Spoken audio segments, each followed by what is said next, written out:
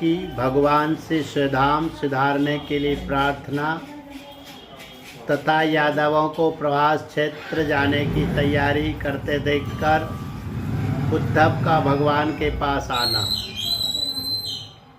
श्री सुखदेव जी कहते हैं, परीक्षित, जब देव ऋषि नारद वसुदेव जी को उपदेश करके चले गए तब अपने पुत्र सनकादिकों, देवताओं और प्रजापतियों के साथ ब्रह्मा जी, भूतगणों के साथ सर्वेश्वर महादेव जी और मरुदगणों के साथ देवराज इंद्र द्वारका नगरी में आए।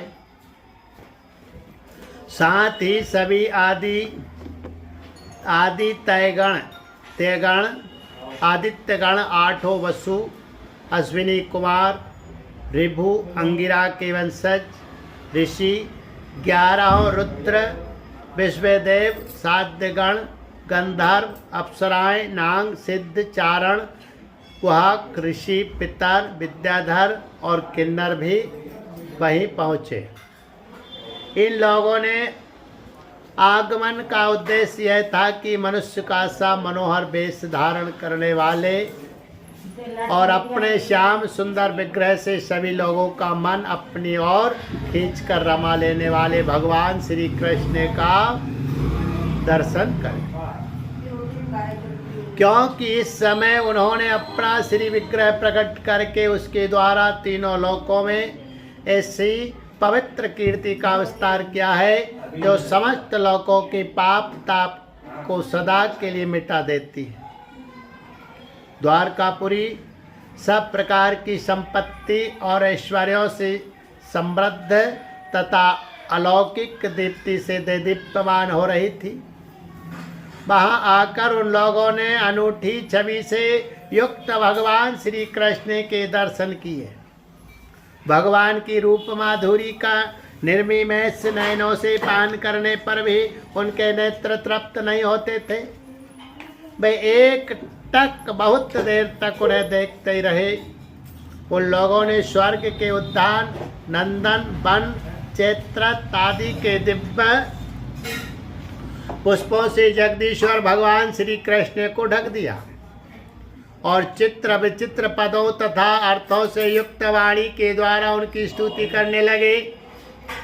देवताओं ने प्रार्थना की, स्वामी, कर्मों के विकट फंदों से छूटने की इच्छा वाले मुमुक्षु जन भक्ति भाव से अपने हृदय में जिसका चिंतन करते रहते हैं, आपके उसी चरण कमल को हम लोगों ने अपनी बुद्धि, इंद्रिय, प्राण, मन और वाणी से साक्षात नमस्कार किया है। अहो आश्चर्य है, अजित आप माइक रज आदि गुणों में स्थित होकर इस अचिंत नाम रूपात्मक प्रपंच की त्रिगुणमयी माया के द्वारा अपने आप में ही रचना करते हैं, पालन करते हैं और संहार करते हैं। यह सब करते हुए भी इन कर्मों से आप लिप्त नहीं होते हैं, क्योंकि आप राग द्वेषादि दोषों से सर्वदा मुक्त हैं और अपने निरावरण अखंड स्वरूप भूत परमानंद में मग्न रहते हैं। स्तुति करने योग्य परमात्मन जिन मनुष्यों की चित्तवृत्ति राग द्वेषादि से कलुषित है, वे उपासना, वेदाध्ययन, दान, तपस्या और यज्ञ आदि कर्म भले ही करे, परंतु उनकी वैसी शुद्धि नहीं हो सकती जैसी श्रवण के द्वारा संपुष्ट शुद्धांतकरण सज्जन पुरुषों की आपकी लीला कथा कीर्ति के विषय में दिनों दिन बढ़कर परिपूर्ण होने वाली श्रद्धा से होती है।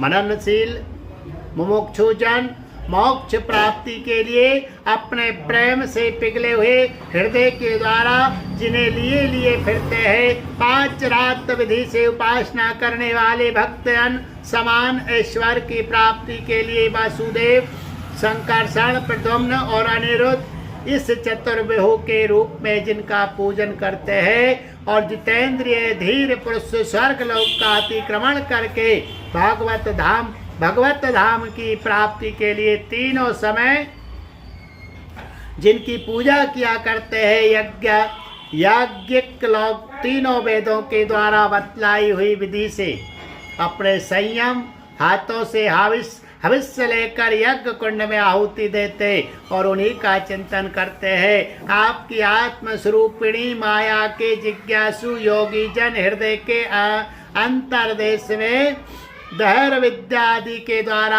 आपके चरण कमलों का ही ध्यान करते हैं और आपके बड़े बड़े प्रेमी भक्तजन उन्हीं को अपना परम इष्ट आराध्य देव मानते हैं। प्रभु, आपके बेही चरण कमल हमारी समस्त अशुभ वासनाओं विषय वासनाओं को भस्म करने के लिए अग्नि स्वरूप हो। वे अग्नि के समान हमारे पाप तापों को भस्म कर दे। प्रभु, यह भगवती लक्ष्मी आपके वक्ष स्थल पर मुरझाई हुई बासी बनवाला से भी सौत की तरह स्पर्धा रखती है, फिर भी आप उनकी परवाह न कर भक्तों के द्वारा इस बासी माला से की हुई पूजा भी प्रेम से स्वीकार करते हैं।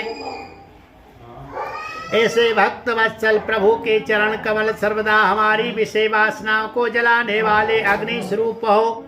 अनंत वासनावतार में दैत्राज बलि की दी हुई पृथ्वी को नापने के लिए जब आपने अपना पग उठाया था और वह सत्यलोक में पहुंच गया था, तब यह ऐसा जान पड़ता था मानो कोई बहुत बड़ा विजय ध्वस्त हो।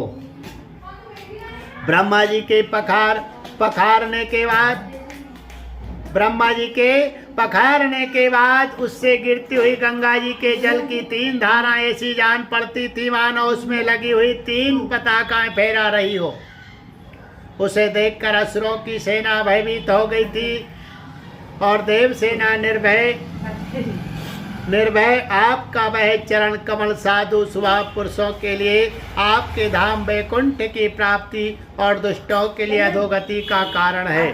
भगवान, आपका वही पाद पद्म हम भजन करने वालों के सारे पाप ताप को धो बहा दे। ब्रह्मा आदि जितने भी शरीरधारी है वे सत्व रज तम इन तीनों गुणों के परस्पर विरोधी त्रिविध भावों की टक्कर से जीते मरते रहते हैं। वे सुख दुख के थपेड़ों से बाहर नहीं है और ठीक वैसे ही आपके वश में है जैसे नथे हुए बैल अपने स्वामी के वश में होते हैं। आप उनके लिए भी काल स्वरूप है। उनके जीवन का आदि मध्य और अंत आपके ही अधीन है।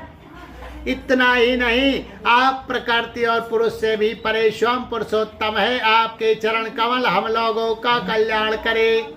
प्रभु, आप इस जगत की उत्पत्ति स्थिति और प्रलय के परम कारण है, क्योंकि शास्त्रों ने ऐसा कहा है कि आप प्रकृति पुरुष और महतत्व के भी नियंत्रण करने वाले काल है। शीतम ग्रीष्म और वर्षा काल रूप 3 नाभियों वाले संवत्सर के रूप में सबको क्षय की ओर ले जाने वाले काल आप ही है। आपकी गति अवाध और गंभीर है। आप स्वयं पुरुषोत्तम है।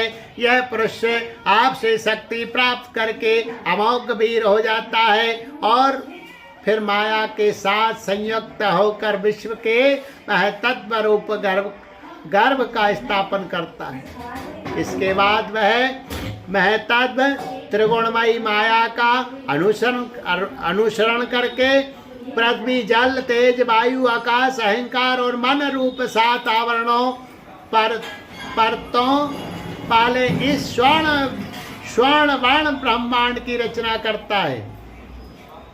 इसलिए ऋषिकेश, आप समस्त चराचर जगत के अधीश्वर है। यही कारण है कि माया की गुण विषमता के कारण बनने वाले विभिन्न पदार्थों का उपभोग करते हुए भी आप उनमें लिप्त नहीं होते। ये केवल आपकी ही बात है।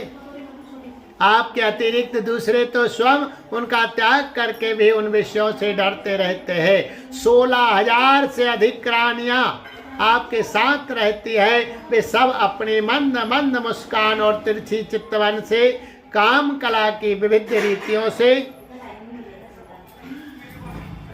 काम कला की विविध रीतियों से आपका मन आकर्षित करना चाहती, परंतु फिर भी वे अपने परिपुष्ट काम बाणों से आपका मन तनिक भी ना डिगा सकी, वे असफल ही रही। आपने त्रिलोकी की पाप राशि को धो बहाने के लिए 2 प्रकार की पवित्र नदियां बहा रखी है। एक तो आपकी अमृतमय लीला से भरी कथा नदी और दूसरी आपके पाद प्रक्षालन के जल से भरी गंगा जी। अतः सत्संग से भी विवेकी जन कानों के द्वारा आपकी कथा नदी में और शरीर के द्वारा गंगा जी में गोता लगाकर दोनों ही तीर्थों का सेवन करते हैं और अपने पाप ताप मिटा देते हैं। श्री सुखदेव जी कहते हैं, परीक्षित, समस्त देवताओं और भगवान शंकर के साथ ब्रह्मा जी ने इस प्रकार भगवान की स्तुति की। इसके बाद वे प्रणाम करके अपने धाम में जाने के लिए आकाश में स्थित होकर भगवान से इस प्रकार कहने लगे। ब्रह्मा जी ने कहा, सर्वात्मन प्रभु, पहले हम लोगों ने आपसे अवतार लेकर पृथ्वी का भार उतारने के लिए प्रार्थना की थी। सो वह काम आपने हमारी प्रार्थना के अनुसार ही यथोचित रूप से पूरा कर दिया। आपने सत्यपारायण साधु पुरुषों के कल्याणार्थ धर्म की स्थापना भी कर दी और 10 दिशाओं में ऐसी कीर्ति फैला दी जिसे सुनाकर सब लोग अपने मन का मेल मिटा देते हैं। आपने ये सर्वोत्तम रूप धारण करके यदुवंश में अवतार लिया और जगत के हित के लिए उदारता और पराक्रम से भरी अनेकों लीलाएं की। प्रभु, कलयुग में जो साधु स्वभाव मनुष्य आपकी इन लीलाओं का श्रवण कीर्तन करेंगे, वे सुगमता से ही इस अज्ञान रूप अंधकार से पार हो जाएंगे। पुरुषोत्तम सर्वशक्तिमान प्रभु, आपको यदुवंश में अवतार ग्रहण किए 125 वर्ष बीत गए हैं। आपको यदुवंश में अवतार ग्रहण किए 125 वर्ष बीत गए हैं। सर्वाधार हम लोगों का ऐसा कोई काम बाकी नहीं है जिसे पूर्ण करने के लिए आपके यहाँ रहने की आवश्यकता हो। ब्राह्मणों के शाप के कारण आपका यह कुल भी एक प्रकार से नष्ट हो ही चुका है। इसलिए वैकुंठनाथ, यदि आप उचित समझे तो अपने परम धाम में पधारिए और अपने सेवक हम लोकपालों का तथा हमारे लोगों का पालन पोषण कीजिए। भगवान श्री कृष्ण ने कहा, ब्रह्मा जी, आप जैसा चाह कहते हैं मैं पहले से ही वैसा निश्चय कर चुका हूँ। मैंने आप लोगों का सब काम पूरा करके पृथ्वी का भार उतार दिया, परंतु अभी एक काम बाकी है। वह यह है कि यदुवंशी बल, विक्रम, वीरता, शूरता और धन संपत्ति से उन्मत्त हो रहे हैं। ये सारी पृथ्वी को ग्रस लेने पर तुले हुए हैं। इन्हें मैंने ठीक वैसे ही रोक रखा है जैसे समुद्र को उसके तट की भूमि यदि मैं घमंडी और उच्च श्रृंखल यदुवंशियों का यह विशाल वंश नष्ट किए बिना ही चला जाऊंगा, तो ये सब मर्यादा का उल्लंघन करके सारे लोगों का संहार कर डालेंगे। निष्पाप ब्रह्मा जी, अब ब्राह्मणों के शाप से इस वंश का नाश प्रारंभ हो चुका है। इसका अंत हो जाने पर मैं आपके धाम में होकर जाऊंगा। श्री सुखदेव जी कहते हैं, परीक्षित, जब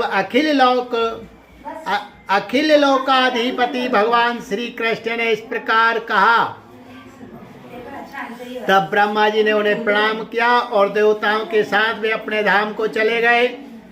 उनके जाते ही द्वारकापुरी में बड़े बड़े अपशकुन, बड़े बड़े उत्पात उठ खड़े हुए। उन्हें देखकर यदुवंश के बड़े बूढ़े भगवान श्री कृष्ण के पास आए। भगवान श्री कृष्ण ने उनसे ये बात कही। भगवान श्री कृष्ण ने कहा, गुरुजनों, आजकल द्वारका में जिधर देखिए उधर ही बड़े बड़े अपशकुन और उत्पात हो रहे हैं। आप लोग जानते ही हैं कि ब्राह्मणों ने हमारे वंश को ऐसा साथ दिया है जिसे टाल सकना बहुत ही कठिन है। मेरा ऐसा विचार है कि यदि हम लोग अपने प्राणों की रक्षा चाहते हो तो हमें यहाँ नहीं रहना चाहिए। अब विलंब करने की आवश्यकता नहीं है। हम लोग आज ही परम पवित्र प्रभास क्षेत्र के लिए निकल पड़े। प्रभास क्षेत्र की महिमा बहुत प्रसिद्ध है। जिस समय दक्ष प्रजापतियों के हिसाब से चंद्रमा को राज क्षमा रोग ने ग्रस लिया था, उस समय उन्होंने प्रभास क्षेत्र जाकर स्नान किया और वे तत्क्षण उस पाप जन्य रोग से छूट गए। साथ ही उन्हें कलाओं की अभिवृद्धि भी प्राप्त हो गई। हम लोग भी प्रभास क्षेत्र में चलकर स्नान करेंगे, देवता एवं पितरों का तर्पण करेंगे और साथ ही अनेकों गुण वाले पकवान तैयार करके श्रेष्ठ ब्राह्मणों का भोजन कराएंगे। ब्राह्मणों को भोजन कराएंगे। वहाँ हम लोग उन सत्यपात ब्राह्मणों को पूरी श्रद्धा से बड़ी बड़ी दान दक्षिणा देंगे और इस प्रकार उनके द्वारा अपने बड़े बड़े संकटों को वैसे ही पार कर जाएंगे जैसे कोई जहाज के द्वारा समुद्र पार कर जाए। श्री सुखदेव जी कहते हैं, कुलनंदन, जब भगवान श्री कृष्ण ने इस प्रकार आज्ञा दी तब यदुवंशियों ने एक मत से प्रभास जाने का निश्चय कर लिया और सब अपने अपने रथ सजाने जोतने लगे। परीक्षित उद्धव जी भगवान श्री कृष्ण के बड़े प्रेमी और सेवक थे। उन्होंने जब यदुवंशियों को यात्रा की तैयारी करते देखा, भगवान की आज्ञा सुनी और अत्यंत घोर अपशकुन देखे, तब वे जगत के एकमात्र अधिपति भगवान श्री कृष्ण के पास एकांत में गए। उनके चरणों पर अपना सिर रखकर प्रणाम किया और हाथ जोड़कर उनसे प्रार्थना करने लगे। उद्धव जी ने कहा, योगेश्वर, आप देवाधिदेवों के भी अधीश्वर है। आपकी लीलाओं के श्रवण कीर्तन से जीव पवित्र हो जाता है। आप सर्वशक्तिमान परमेश्वर है। आप चाहते तो ब्राह्मणों के शाप को मिटा सकते थे, परंतु आपने वैसा किया नहीं। इससे मैं ये समझ गया कि अब आप यदुवंश का संहार करके इसे समेट कर अवश्य ही इस लोक का परित्याग कर देंगे। परंतु घुंघराली अलकों वाले श्याम सुंदर में आधे क्षण के लिए भी आपके चरण कमलों के त्याग की बात सोच भी नहीं सकता। मेरे जीवन सर्वस्व मेरे स्वामी, आप मुझे भी अपने धाम में ले चलिए।